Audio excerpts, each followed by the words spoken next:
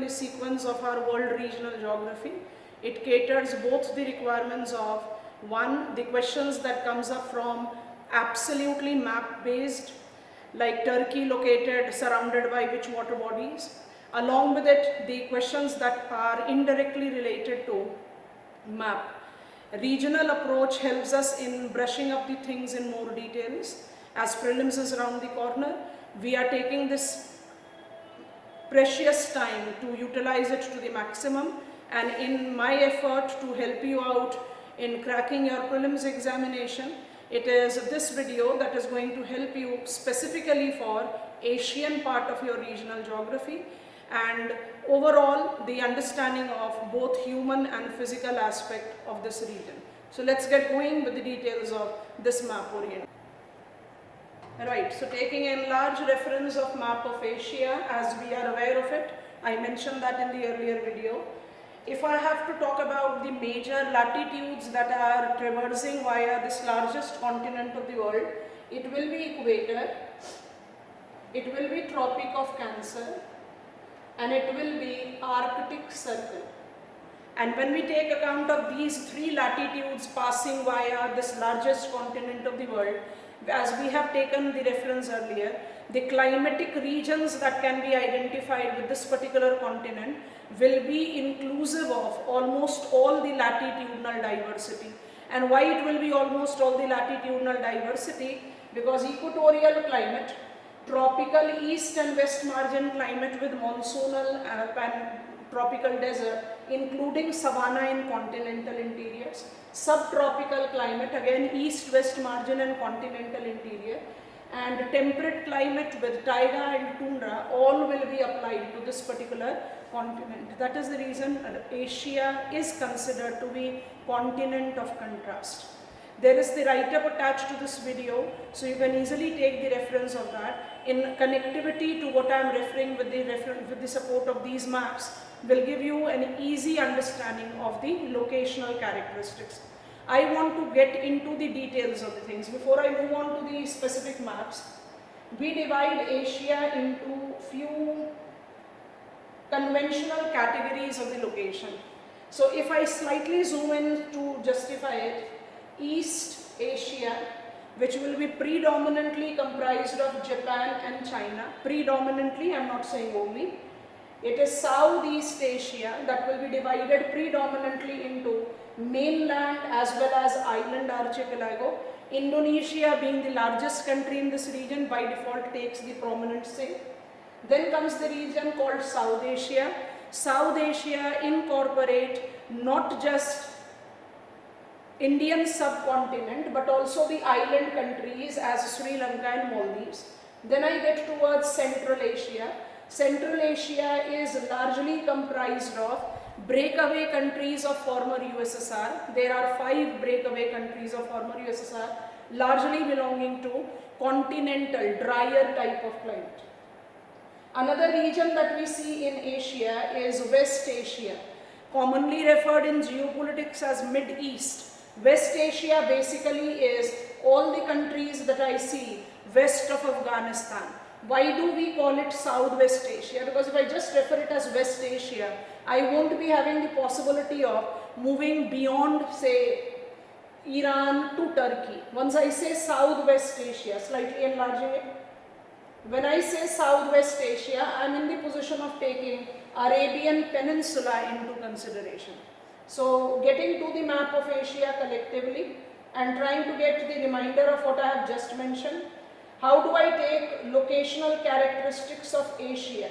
What makes Asia the continent of contrast? Asia is continent of contrast because of its latitudinal extension. So overall Asia gets divided into 6 unequal regional categories. Which are these unequal regional categories? Northern Asia as in Russia, Central Asia as in 5 breakaway countries of former USSR, East Asia, mainland predominantly represented by China, and island predominantly represented by Japan. We'll be taking the details of each one of them. Southeast Asia divided into mainland and islands. Mainland we can be selecting many countries, I just want to take Myanmar and Vietnam, and Indonesia, the largest country in Southeast Asia, South Asia, Indo-centric, and Southwest Asia. These 6 units are right there in our syllabus, and we are trying to take a quick overview of the characteristics of these regions one by one. So 6 regions handled in brief details one by one is our objective for this particular video. So beginning with the map of Northern and Central Asia. Northern Asia is politically single country, Russia. Russia, the country of 2 continents. We do incorporate part of Russia that is seen in this map as Kaliningrad. Let me slightly enlarge it. We can see Kaliningrad. Kaliningrad is this contiguous part of Russia in European region. And Kaliningrad, because falls in European region, is identified as the reason that we take as a minute reference of Russia incorporating territorial extension demarcated by 3 breakaway countries of former USSR, and those are Estonia, Latvia, Lithuania, not marked up in this particular map. Reason is we are taking the account of CIS. Commonwealth of Independent States includes 12 countries out of 15 countries that developed due to disintegration of USSR. Very fundamental information, helps us in brushing up the details. So Estonia, Latvia, Lithuania is missing in this particular map. Lithuania gives us demarcation of Kaliningrad. Reason is they are not the member of CIS, Commonwealth of Independent States. Now getting on to the other 12 breakaway countries that makes the example of CIS includes our location that we have selected for this particular video, Russia, the largest country of the world, along with it the 5 Central Asian countries, namely Kazakhstan, Uzbekistan, Turkmenistan, Tajikistan and Kyrgyzstan, and cusp between Europe and Asia. It's Caspian to Black Sea. Black Sea is not visible in this map. Is Georgia, Armenia and Azerbaijan. Georgia, Armenia and Azerbaijan are the cusp countries as Asia and Europe. Otherwise in the Asiatic territory, predominantly Asiatic territory with all the logics of location, political demarcation, 5 breakaway countries and Russia are included. What are the major physiographic characteristics? If you concentrate on this map for a while, it becomes easier for you to understand. Kazakhstan, because of its significant crude oil assets, is becoming important on the political perspective. If you just try to assess the location of Kazakhstan, Kazakhstan shares international boundary with how many countries? This kind of a question can be encountered. Kazakhstan being the largest country in this region is by default the important case. Aral Sea, it's not labeled, but we are aware of the fact Aral Sea, the question that was asked in our examination, because of human unsustainable practices. I'll be showing you the images of those rivers that we have to talk about. But Aral Sea, this is Aral Sea. Aral Sea actually politically is extensive in Uzbekistan and Kazakhstan. Aral Sea was being asked in examination. Aral Sea incorporate closing down because of decreased discharge of water that has been due to taming up of Amu Darya and Sir Darya rivers, Turanian lowlands. So if I just concentrate on this map for a while, what do I come to the conclusions? That not just that it is easier for me to understand the international boundaries of the countries with the neighboring ones, because we have divided it. Russia, the largest country, incorporate international boundary with Kazakhstan. Kazakhstan has got its relation with Aral Sea as well as Caspian Sea. Beyond Caspian Sea, Georgia, Armenia and Azerbaijan are Caucasus states, breakaway countries of former USSR. Why I am not talking about Ukraine, Moldova and Belarus, I have told you already, we are not traversing towards European territory. We are confining ourselves to Asian part. So 2 of the 6 parts of Asia as we have divided, Northern and Central Asia, will ask us to take into account 5+1 country. that is 5 breakaway countries of former USSR in Central Asia and 1 Russia. What are the basic characteristics of their location, easily evident on this map, and what are their physiographic resource related characteristics is our next leg of reference. So let us go there in the revision of regional perspective of Northern and Central Asia. So physiographically, this region is predominantly known for old fold mountains, followed on by some ancient plateaus. There is also the presence of intermontane plateaus belonging to Paleozoic era. So if I take this chorochromatic map of the part, the region that we have selected in our study, I can notice in Kamchatka Peninsula, if I slightly enlarge it,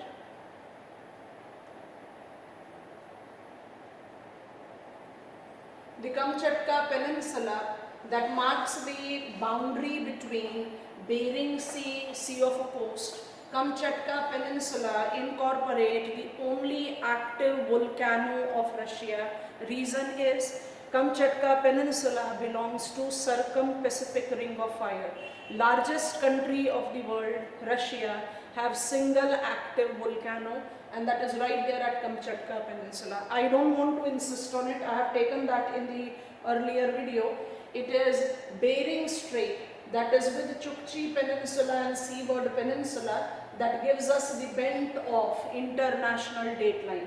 So if we take the names of the ranges that are marked here, Kolyma Range or Verkhoyansk Range, which type of ranges they are old fold mountains. And if we continue towards west and identify Central Siberian Plateau, Central Siberian Plateau is drawn off its boundary by Yenisei River on its west and Lena River on its east. So if I just take the reference of NCERT, I am not going beyond NCERT information.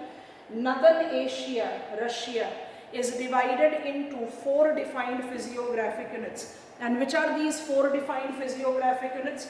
We identify them as West Siberian Plains, Central Siberian Plateau, and Eastern Mountains. And the boundary line that we take up is Ural Mountains with Ob River. Ural Mountains is considered to be the boundary between Asia and Europe. So Ural Mountains, I begin with West Siberian Plain. Ural Mountains, Ob River. West Siberian Plain, Yenisei River.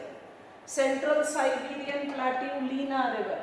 And east of Lena is your highlands, mountain ranges, largely belonging to old fold category. And if we have to enlarge it beyond, it will be like this.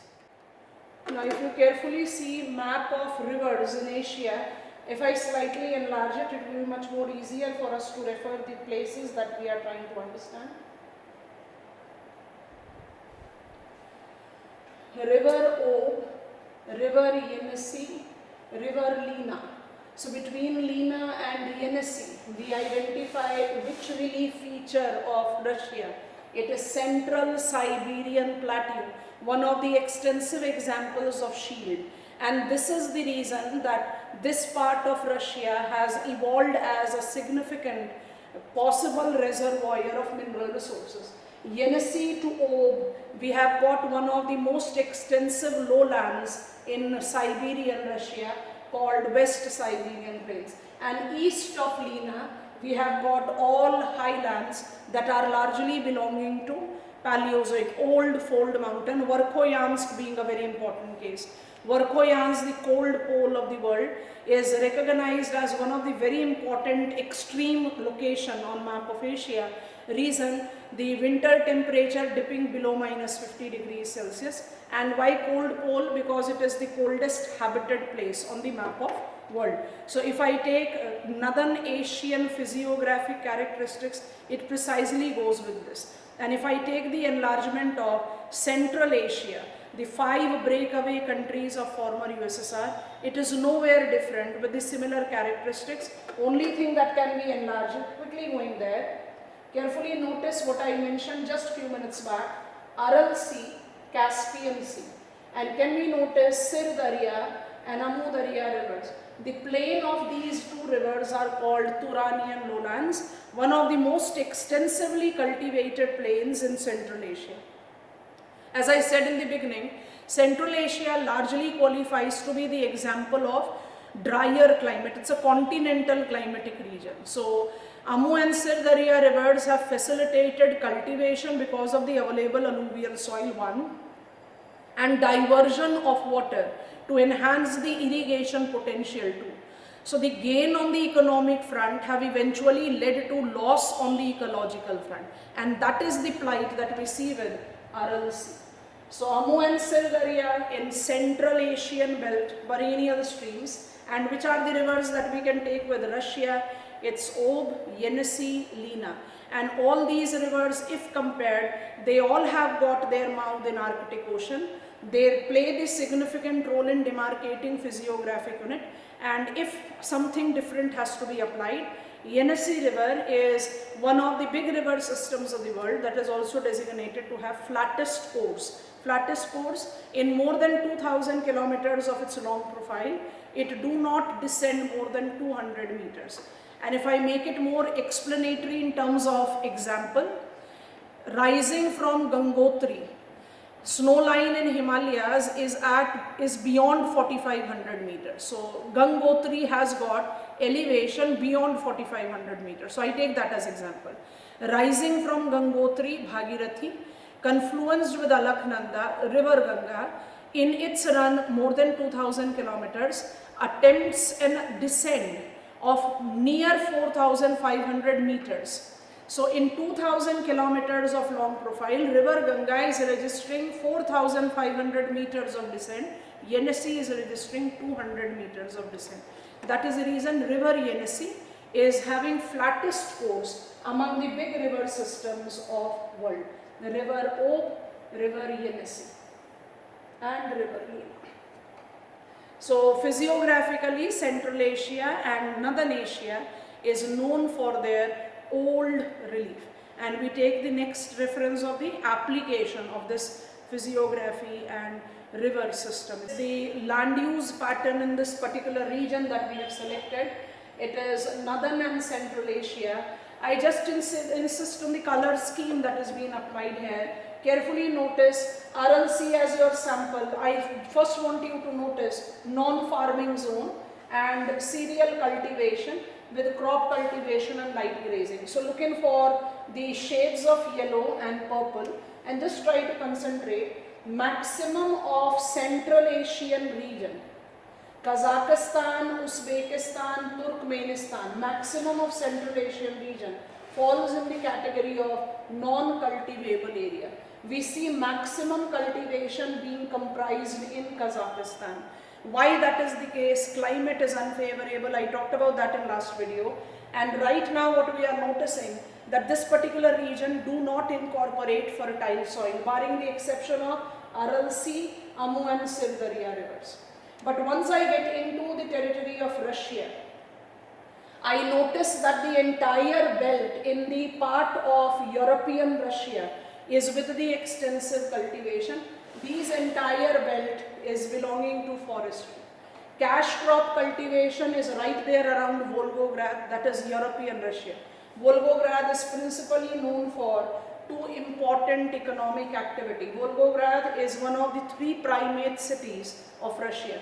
The other two are very obvious names, St. Petersburg and Moscow. Volgograd has got rich arable hinterland and dense commercial market. So it gives us the possibility of that commercial farming.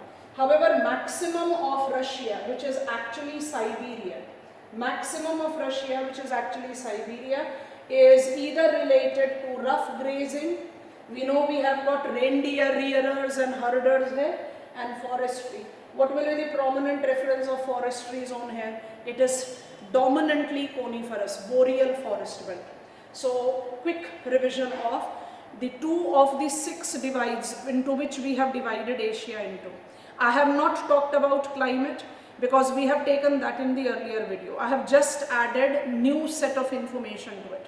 5 breakaway countries of former USSR in Central Asia and Russia. And if I have to take their characteristics, In terms of physiography, they are dominantly old mountains. In terms of climate, they are largely unfavorable. In terms of river system, Russia will be incorporating OBNC and Lena in Asiatic part, because beyond Ural we have got river Volga, which falls into the European map, thus we have not enlarged it much here. Largest river of Russia is without any doubt Volga, but that falls in European part and we are focusing on Asian part. So it is OBNC and Lena. And Amu and Sir Darya in Central Asia as the big river systems. Aral Sea, Caspian Sea as the landlocked saline water body. Yenisei River as the flattest course river among the big river system, and maximum of the land use pattern that I see for these two regions in Asia is belonging to unfavorable domain. They are not cultivated, non-farming zone, they are either grazing zone or are forestry belt. It's selective pockets where I see cultivation. Intensive references of cultivation can be applied in the categories of the regions that are with Asiatic, lesser, European in more prominent purview. So what is the reason Central Asia is largely identified with non-farming characteristics? It's because of unfavorable climate as a prime reason, and also because of less favorable availability of soil. So we take our next sub-region in the continuity of. Right, coming to Southeast Asia. Southeast Asia, as I said in the beginning, can be divided into two regions, one the mainland and two the group of the islands. And in these group of the islands, what you need to be cautious with, and that is the reason I have selected this map, the island called Borneo is politically divided into three, and it is not just Malaysia, Indonesia, but you can notice Timor-Leste that also have got the political discontiguous territory. This island is called Timor. Timor-Leste is an independent country, as is visible here. So island countries majorly includes Indonesia and Philippines. However, we also include Brunei and Timor-Leste. In mainland, we divide Malaya Peninsula, which is Singapore and Malaysia, in the Indochina Peninsula, that will be including Vietnam, Laos, Cambodia, Thailand, and then Myanmar as Southeast Asian country. In this region, we are aware of the fact that two climatic categories will be applied.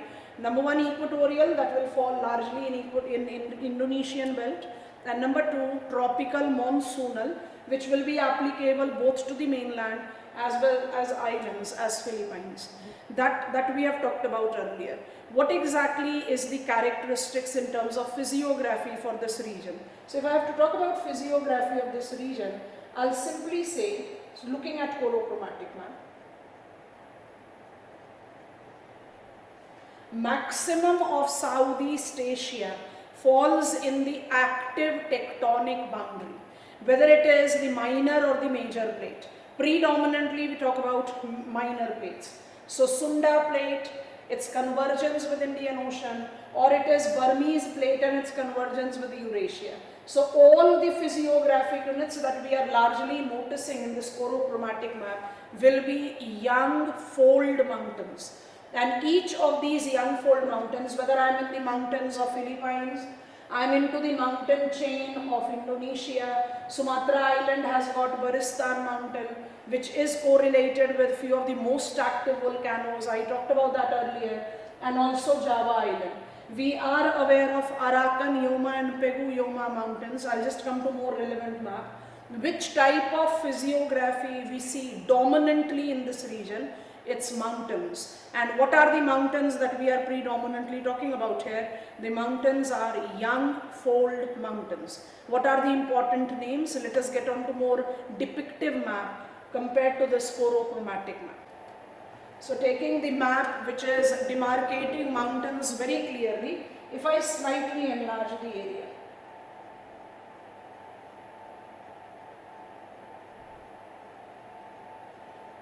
I talked about Arakan Yoma, Pegu Yoma mountains. I just few minutes back said Barisan mountains. Which type of mountains they are?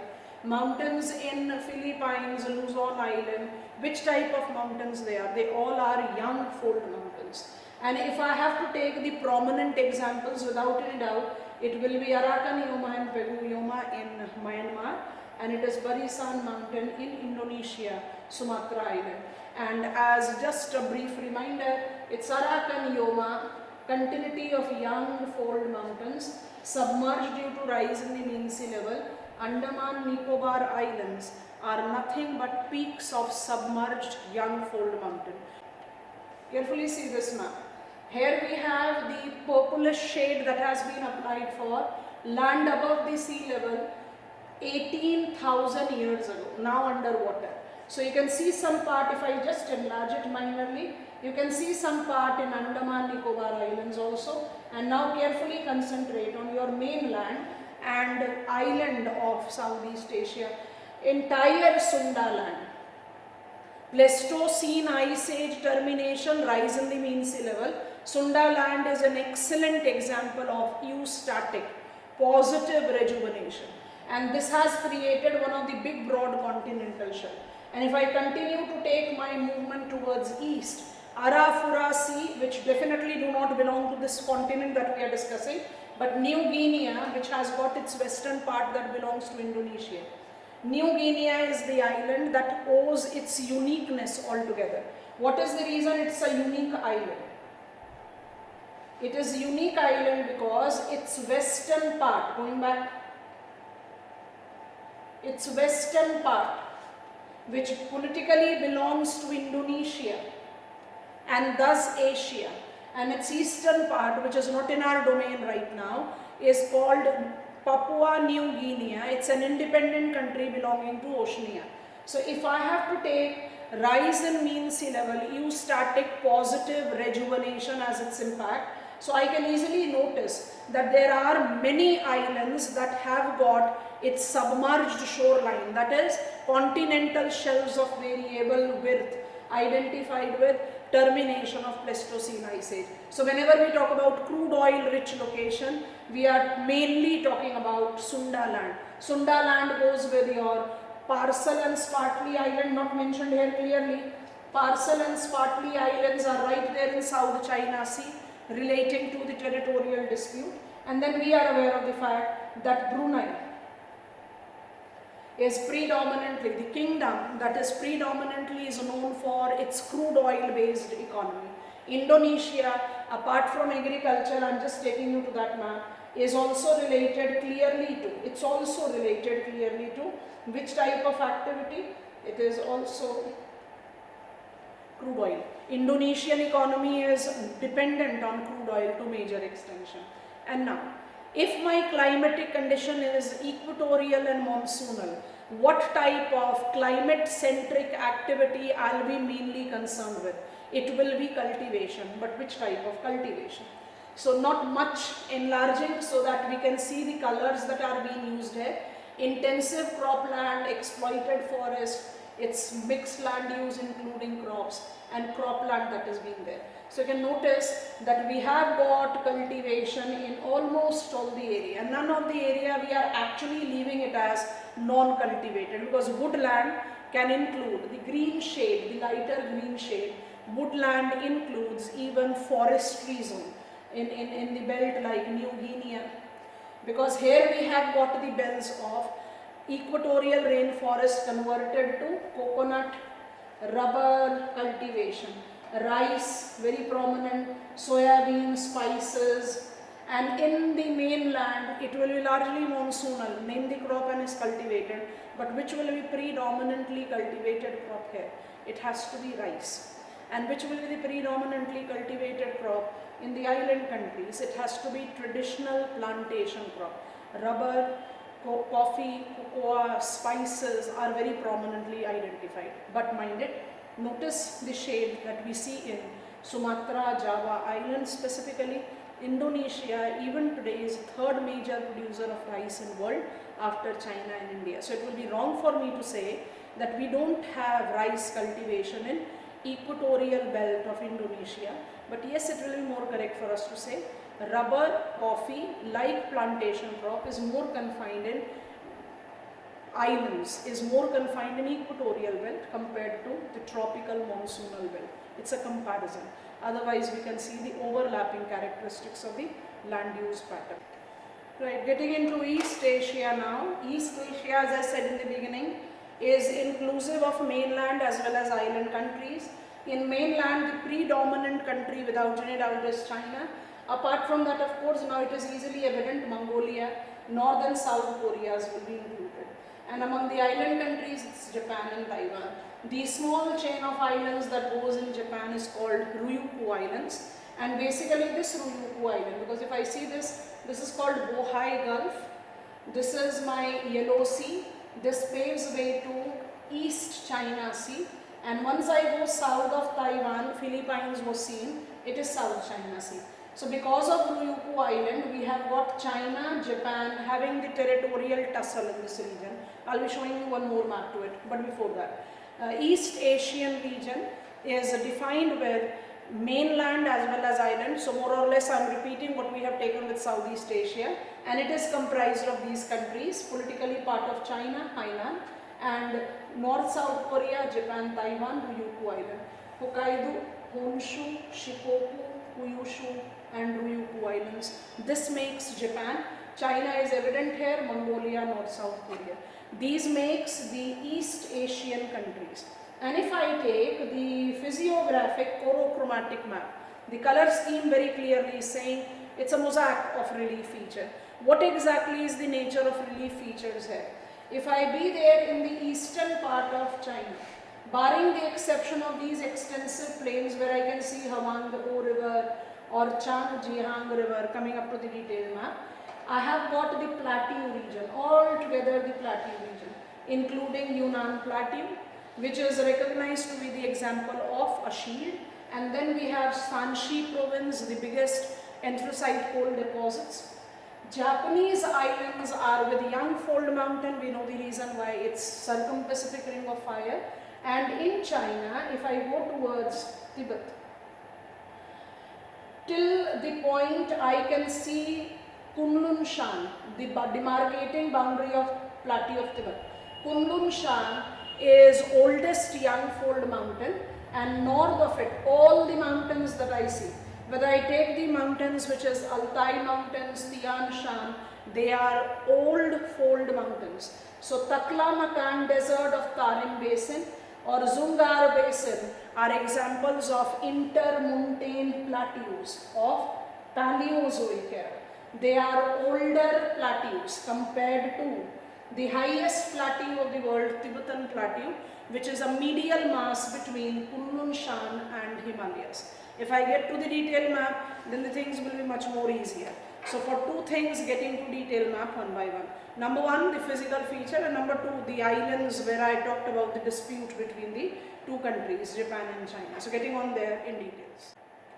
So much depictive mountain map. If I slightly zoom in, then we have, which I talked about, it's Kunlun Shan, Himalayas. So Tibetan plateau is intermontane Yang plateau. Tarim Pendi, Tian Shan, Zungarian Pendi, Altai, they are old relief features in China. And if I get the movement towards east, the central mountains in Japan are examples of young fold mountain. Reason is evident, I am in circum-Pacific ring of fire. So which type of physiography I am noticing in East Asia? The physiographic feature known in East Asia includes both Paleozoic as well as Cenozoic relief. And now coming to the rivers, river Changjiang, lengthiest river of China, river Huanghe, Yellow River of China, are the two biggest river system here. And needless to emphasize, Mongolia is basically source of the streams that are eventually draining to Siberia. And when we talk about Chinese river system, it's Bohai, Huanghe, there is one more small river here, not drawn in the image, Huaihe and Changjiang, that is being interlinked with Grand Chinese Canal. It's also called Yunho Canal, considered to be one of the lengthy artificial waterway of the world. So China incorporate major example of riverine network with both Changjiang, Yangtze is the other name, and Huanghe, we also call it Huanghe, as important plain, the featureless lowland extensively cultivated. Rather, the nickname of Changjiang is Red Basin, and Red Basin is principally known for its elaborate cultivation practices, taking you to that map in our enlargement. Now, if you concentrate on this land use map, carefully see, land use map in entire eastern belt is comprised of cultivation, and once I start stepping towards Tibet or Xinjiang province, I am largely noticing grassland, nomadic herding, or the absolute desert and barren land. That is the reason Tibet and Xinjiang province of China is not known beyond herding, nomadic herding as the activities, and all the belt here is with cultivation. Yunnan plateau, rice. More I start traveling towards north, it will be wheat, rice, because we have got the possibilities identified with favorable cultivation in terms of combination crops, summers rice, winters wheat.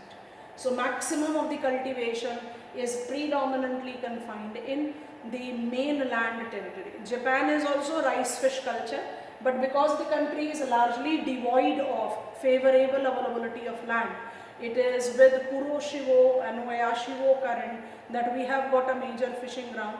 We are not taking the deviation there. Agriculture as land use is predominantly confined in China. Now, very contemporary dimension, let us add quickly to it in the region that we are considering. I don't want to zoom in the map. Carefully notice what the map is showing. I can recognize mainland of Southeast Asia, Malaya Peninsula, Sumatra Island, Strait of Malacca, Borneo. This is my Philippines Island, South China Sea, the Ferry Cross Reef, South China Sea, Hainan Island. I talked about Spratly Island just few minutes back. Spratly Island is in political possession of China, and the Chinese territorial claim, which is now popularly called as 9-9, is basically very crucial when it comes to Japanese interest. Japanese interest of first island chain, and carefully notice the movement that are being applied. The movement that are correlated to the submarine placing, the navigable route that is important for Japan precisely to fortify its territory. So the location that can be important from the question perspective, careful. East of Vietnam in South China Sea, west of Philippines, north of Borneo. The territory which is South China Sea have Ferry Cross Reef. Ferry Cross Reef incorporates Spratly Island in its possession. It's Chinese territorial claim. And all the demarcated lines of white that are being shown here is sea lanes that are quite vital to Japan. And that is the reason Chinese claim in this territory is by default a difficult task. And some more things are being mentioned here. I can see Sukhoi fighter plant, the bomber aircraft, nuclear submarines. These are representing the geopolitical equations of the region. So if I am comfortable with the location, because it's an aerial view that is being shown there, if I am comfortable with the location that are in the conventional regional perspective, such names evolving in our newspapers, having its more possibility to be asked in examination, becomes comparatively easier for us to attain. So Spratly Island is related to, important thing, Ferry Cross Reef, and this is where Japan-China geopolitical tug of war have further multiplied. West Asia, Southwest Asia. The map includes some part of Africa also, so don't get confused. It's just the territory that we are willing to take is this part. So if I slightly enlarge it. The countries that belongs to Southwest Asia, Iran, Iraq, Turkey, Syria, Lebanon, Israel, it's Philippines, it is Palestine that has been mentioned, it's Jordan and Persian Gulf. The countries that shares shoreline with the Persian Gulf, popularly called as Gulf countries, Iran, Iraq, Kuwait, Saudi Arabia, Qatar, Bahrain, UAE, and just concentrate on a minor arc of Oman territory, Oman. but because of the political and economic sanctions, political Iraq, economic sanctions Iran. If I take these two countries out of radar, we still are talking about the region to be predominantly known for what? The region is predominantly known for crude oil. And if I have to take that into reference, what kind of orientation that we see? Carefully notice this.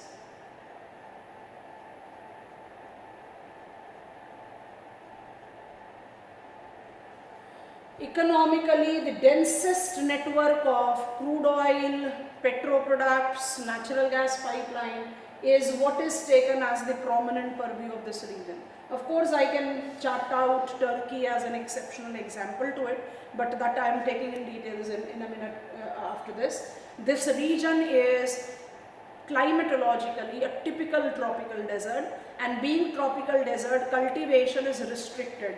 Majorly restricted to which area? We call it Fertile Crescent, Mesopotamian plain coming there. Dominantly, which type of activity is identified in this region? It's predominantly crude oil. And when we talk about crude oil and its movement, you can see that almost every country is being included in the networking, and this networking is what makes it geopolitically sensitive, apart from, of course, the Suez Canal route. The choke points that are being identified in Indian Ocean trade route. I am talking about Bab el-Mandeb and Strait of Hormuz. So the choke points are also related here. Crude oil, Suez Canal, and very clearly the networking of the pipeline. Basically, it's not just the region that is known for its maximum crude oil production, but the maximum reserve capacity development, as well as the networking via pipeline, sea lines of communication in the movement of crude, petroproducts, as well as the natural gas in its transit. And that is the reason it has attained its geopolitical relevance. Physiographically, the region includes what? Let's go there now. So West Asia in its chorochromatic map gives us which kind of location? It's all mountainous region. Now this all mountainous region is identified with which type of mountains? So the mountains that I'll be noticing with West Asia, starting from Iran to Turkey, will be young fold mountain. Reason? We are in mid-continental belt.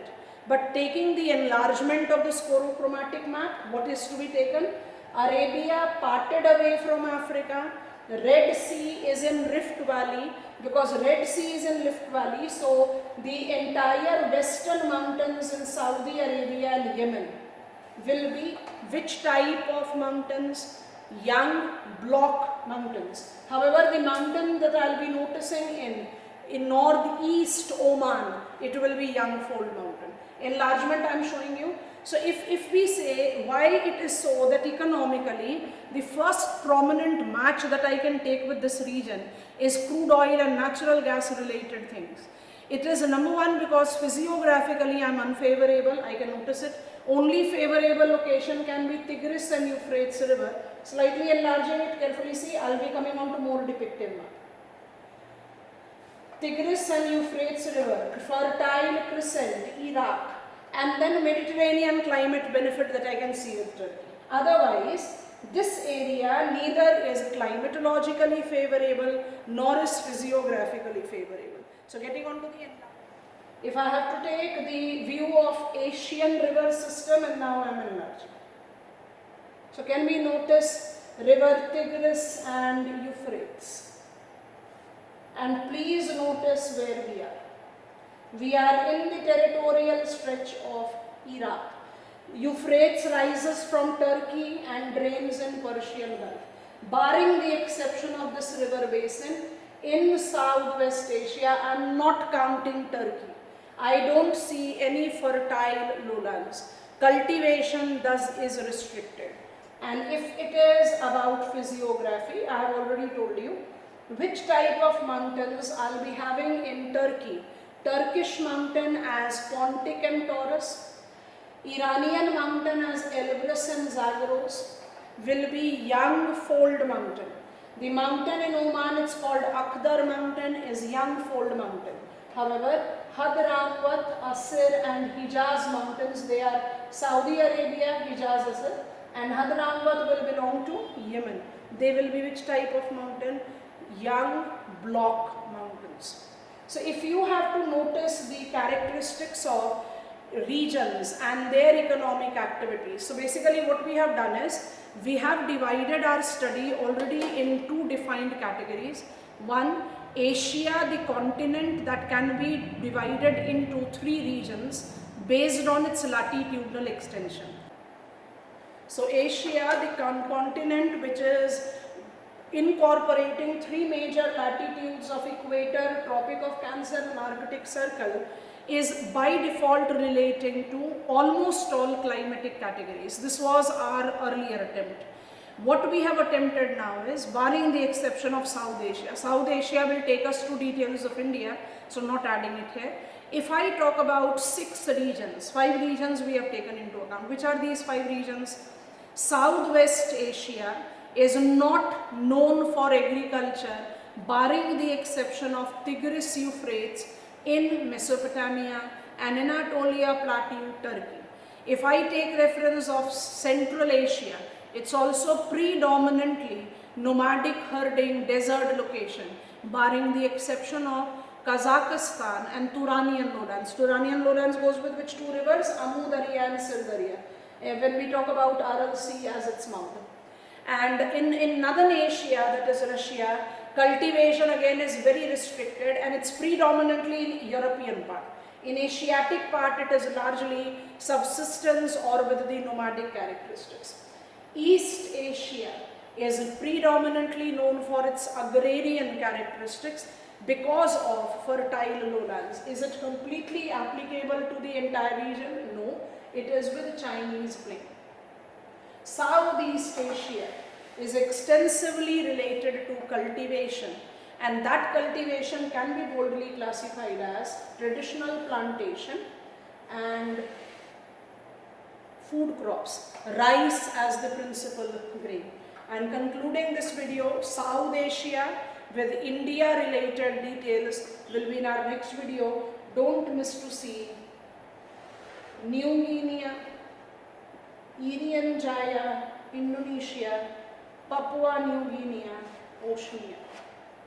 So keep learning, keep revising. Attached is the write-up with it.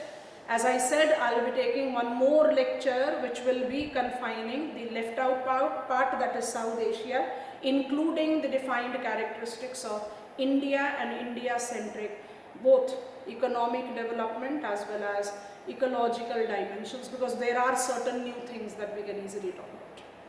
All the very best for your coming prelims.